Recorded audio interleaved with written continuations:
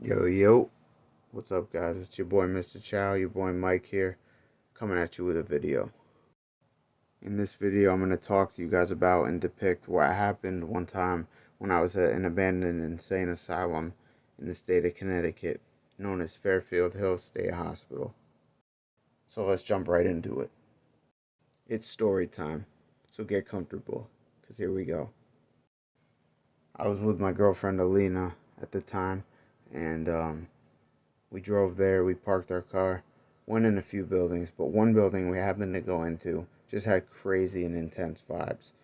Not necessarily negative vibes, but you could tell it felt like someone was watching you. Every turn you made, every hallway you went down, it just felt like someone else was present in the building, even though it was just us in there.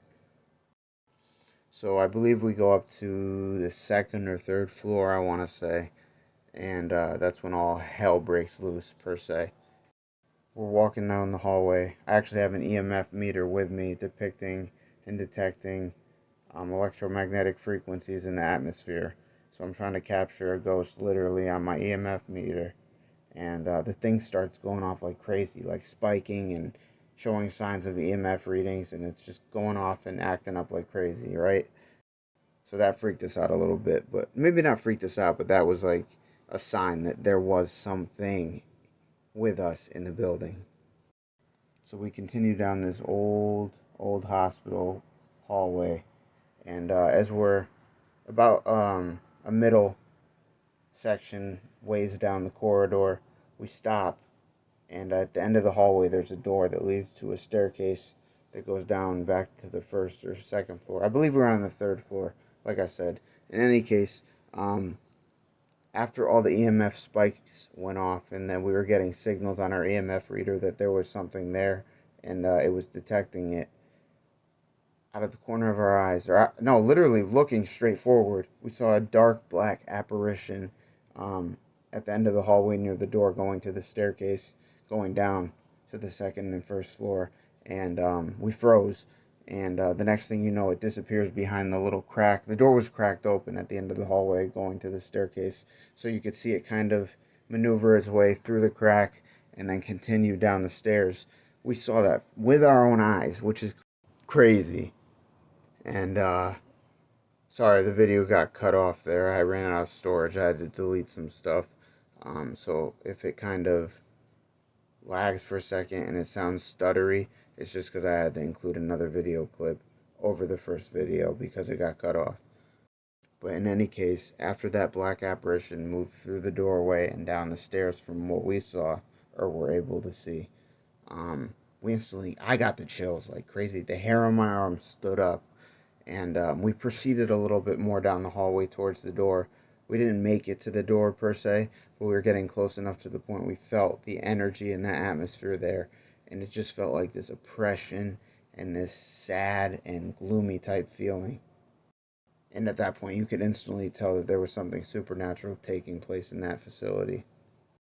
I hate to throw Lena under the bus, but babe, you were the first one to start turning around and walking out of the building. You're like, I've had enough. That's enough for me. I've seen what I need to see, if not more than what I needed to see. And eventually I followed her out and we went out, go back to the car, and we drove home. But while we were in the building, that's something that was so intense that we witnessed and experienced on the third floor of Kent House at Fairfield Hills State Hospital.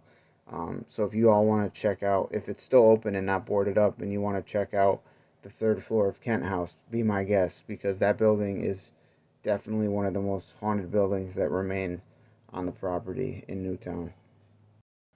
And yeah, I just said Newtown. Usually I don't give away locations for a few reasons.